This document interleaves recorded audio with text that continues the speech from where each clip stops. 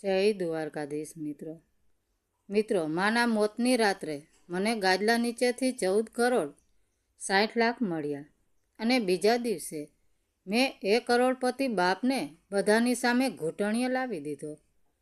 જે રાત્રે મીરા શર્માની ચિતાની રાખ પણ પૂરી રીતે ઠંડી નહોતી થઈ, તેની 18 વર્ષની દીકરી આશાને તેના ગાદલા નીચેથી એક જૂની બેંક પાસબુક મળી, જેમાં 14,60,00,000 રૂપિયા પડ્યા હતા. આશાની આંગળીઓ ધ્રુજી ગઈ. તે દિલ્હીના કરોલ બાગની એક નાની ચા કાફેમાં 12 કલાક ઊભા રહીને કામ કરતી હતી. તેની માતા મીરા ક્યારેક નોઈડાની એક ગારમેન્ટ ફેક્ટરીમાં સિલાઈ કરતી હતી. પછી બીમારી, ઉંમર અને બદનામીના બોજે તેને ધીમે ધીમે એક રૂમ પૂરતી સીમિત કરી દીધી હતી. ઘરમાં દવાઓ માટે પૈસા નહોતા. ગેસ સિલિન્ડર મોડો આવતો. ચોખા માપીને રાંધતા. તેમ છતાં એ ગાદલા નીચે એટલી મોટી રકમ છુપાયેલી હતી કે આશાએ સપનામાં પણ વિચાર્યું ન હતું. તેણે પાસબુક પોતાના સાવકા પિતા રાઘવની સામે ફેંકી દીધી. આ પૈસા ક્યાંથી આવ્યા? પપ્પા રાઘવે સસ્તી બીડી સળગાવી. તેનો ચહેરો એક જ રાતમાં ઘરડો થઈ ગયો હતો. તેણે બસ એટલું જ કહ્યું, તારી માએ તારા માટે ભેગા કર્યા હતા. લઈ લે. આશાની આંખોમાં ગુસ્સો ભરાઈ આવ્યો. માં દવા માટે ઉધાર માગતી હતી અને તમે કહી રહ્યા છો કે 14,60,00,000 તેણે ભેગા કરીને રાખ્યા હતા. રાઘવે નજર ફેરવી લીધી. અમુક વાતો મર્યા પછી જ ખુલે છે દીકરી. બીજી સવારે આશા એકલી બેંક ગઈ.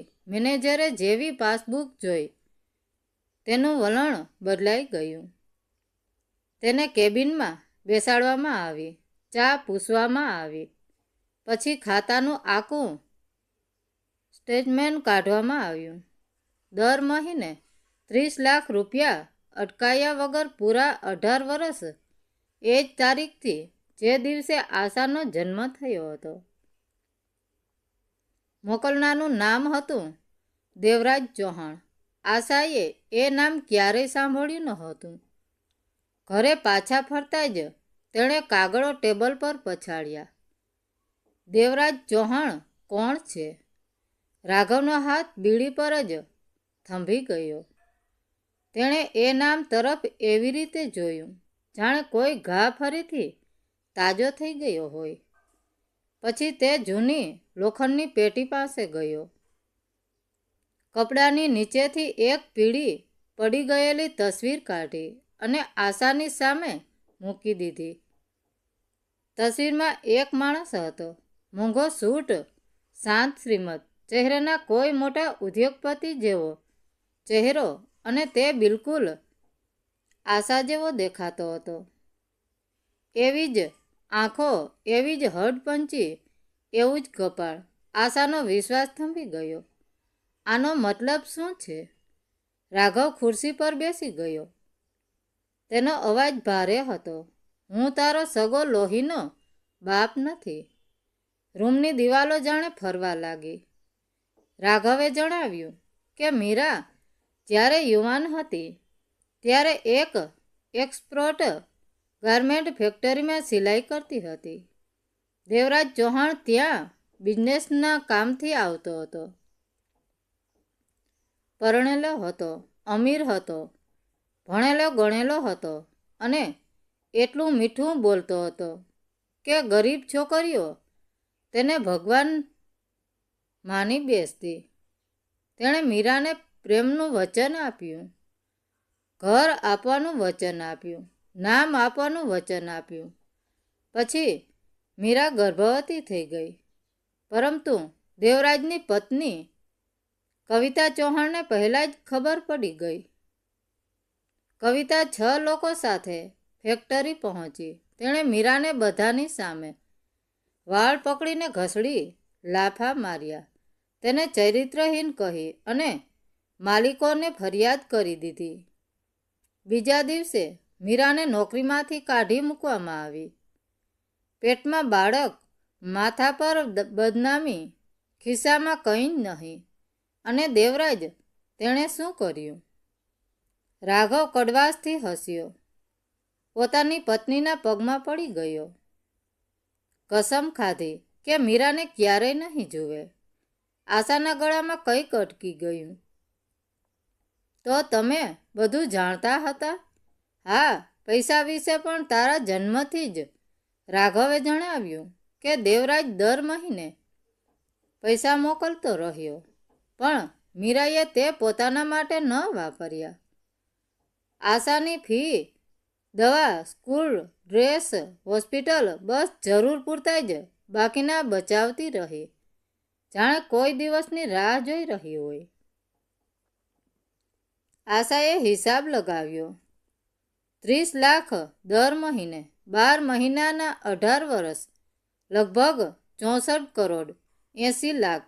પણ ખાતામાં તો 14 કરોડ 60 લાખ જ હતા. બાકીના પૈસા ક્યાં ગયા? રાઘવે જવાબ ન આપ્યો. તે ફરીથી પેટી પાસે ગયો અને મીરાના ધ્રુજતા અક્ષરોવાળું એક કવર લઈ આવ્યો. તેના પર લખ્યું હતું, આશા માટે, એકલી જ ખોલજે. અંદર એક વકીલનું કાર્ડ હતું. વિક્રમ સુરી, સિનિયર એડવોકેટ. પાછળ મીરાએ લખ્યું હતું, આશા અને શોધજે, આ તને આખી સચ્ચાઈ જણાવશે. મેં તારાથી ઘણું બધું છુપાવ્યું છે, પણ જે કાંઈ કર્યું તારા માટે કર્યું છે. એ રાત્રે આશાએ પોતાની માનો રૂમ ફેદી માર્યો. જૂના બ્લાઉઝ, તૂટેલા ચંપલ, દવાઓની ચીઠીઓ અને સૌથી નીચે છાપાના કટિંગ, બધું જ ચૌહાણ ગ્રુપ વિશે, હોસ્પિટલ, રિયલ એસ્ટેટ, ફાઇનાન્સ, સરકારી કોન્ટ્રાક્ટ, શેર બજાર, દેવું કૌભાંડની અફવાઓ લાલ પેનથી નિશાન કરેલા હતા. 2019 ખોટો ગ્રોથ વિકાસ. 2021 દેવું પેટા કંપનીઓમાં છુપાવ્યું. 2024 દીકરા અર્જુનને 3 પ્રોજેક્ટ ડૂબાડ્યા. આશા શસ્તબંધ રહી ગઈ. તેની મા માત્ર પૈસા જ નહોતી બચાવતી, તે એ લોકોની પડતી દિવાલોનો વર્ષોથી હિસાબ રાખી રહી હતી. સવારે નીકળતી વખતે રાઘવે તેને રોકી. તેની હથેળીમાં એક નાની સોનેરી ચાવી હતી. તારી માએ કહ્યું હતું, જો તું વકીલ પાસે જાય તો આ આપજે. આનાથી શું ખુલશે ખબર નહીં, બસ એટલું જ કહ્યું હતું. આશા સમજી જશે. આશાએ ચાવી લીધી. દરવાજાની બહાર નીકળતા પહેલા રાઘવનો અવાજ આવ્યો, દીકરી, જો એ માણસને જોવા જાય તો પ્રેમ ન માગતી, સત્ય માગજે. અને યાદ રાખજે, પિતા એ નથી જે લોહી આપે છે, પિતા એ છે જે તોફાનમાં પણ દરવાજો બંધ નથી કરતો. આશાએ પહેલીવાર તેની સામે જોયું. તેનું હૃદય તૂટી પણ રહ્યું હતું અને જોડાઈ પણ રહ્યું હતું. પછી તે બહાર ચાલી ગઈ. વકીલ વિક્રમ સુરીની ઓફિસ દિલ્હીના એક પોશ વિસ્તારમાં હતી. આશાએ જ્યારે એ સોનેરી ચાવી સુરીના ટેબલ પર મૂકી, ત્યારે તે વૃદ્ધ વકીલના ચહેરા પર એક ગર્વભર્યું શ્રીમત આવી ગયું. તેણે પોતાનું ડ્રોયર ખોલ્યું અને એક જાડી ફાઇલ આશાની સામે મૂકી દીધી. મને તારી જ રાહ હતી, આશા.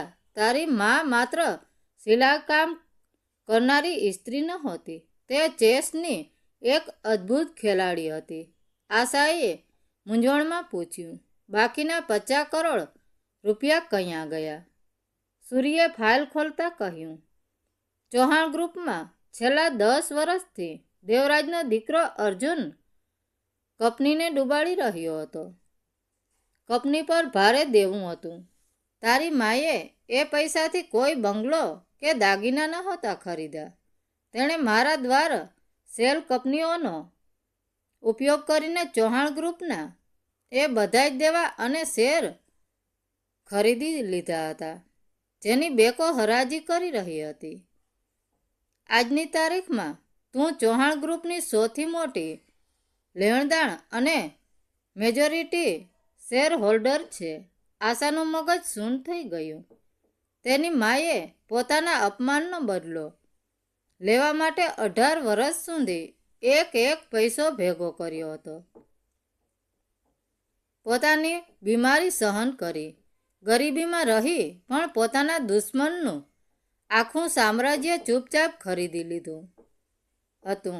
એ જ બપોરે ચૌહાણ ગ્રુપના હેડવર્કમાં એક એમરજન્સી બોર્ડ મીટિંગ ચાલી રહી હતી.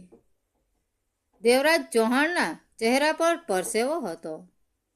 કંપની દેવાળું ફૂંકાવાની અણી પર હતી અને તેમને બસ એ રહસ્યમય રોકાણકારકની રાહ હતી જેણે તેમનું બધું જ દેવું ખરીદી લીધું હતું. જો એ રોકાણકાર આજે પૈસા માગી લે તો દેવરાજે પોતાનું ઘર પણ વેચવું પડે તેમ હતું. ત્યારે જ મીટિંગ રૂમનો દરવાજો ખુલ્યો. 18 વર્ષની આશા એ જ સાધારણ કુર્તી અને જીન્સમાં અંદર પ્રવેશી. તેની પાછળ વકીલ વિક્રમ સૂરી હતા. રૂમમાં સન્નાટો છવાઈ ગયો. દેવરાજ ચૌહાણની નજર જેવી આશા પર પડી, તે પોતાની ખુરશી પરથી ઊભો થઈ ગયો. આશાનો ચહેરો, તેની આંખો, તેનો ગર્વ બધું જ બિલકુલ મીરા જેવું હતું અને તેનું પોતાનું જ લોહી તેની સામે ઊભું હતું. સૂરીએ કાગળો ટેબલ પર ફેંક્યા. મળો તમારી કંપનીની નવી માલિક અને સૌથી મોટી લેણદારને, મિસ આશા શર્મા. દેવરાજના હાથ ધ્રુજવા લાગ્યા. તેની આંખો ભરાઈ આવી. તે લથડતા પગે આશા પાસે આવ્યો અને બોલ્યો, તું મારી દીકરી છે, મારી મીરાનો પડછાયો. મને માફ કરી દે બેટા. તેણે આશાના માથા પર હાથ મૂકવાનો પ્રયાસ કર્યો, પણ આશાએ એક ડગલું પાછળ લઈ લીધું. તેની આંખોમાં કોઈ નરમાશ નહોતી, માત્ર બરફ જેવી ઠંડક હતી. મને દીકરી કહેવાનો હક તમે 18 વર્ષ પહેલાં જ ગુમાવી દીધો હતો. મિસેસ ચૌહાણ. આશાનો અવાજ આખા રૂમમાં ગુંજી ઉઠ્યો. તમે મારી માને એક નાજાયજ સંબંધનો ડાઘ લગાવીને રસ્તા પર ફેંકી દીધી હતી. આજે હું તમને અને તમારા પરિવારને તમારી જ કંપનીમાંથી રસ્તા પર ફેંકી રહી છું. દેવરાજ ઘૂંટણીએ પડીને જમીન પર બેસી ગયો.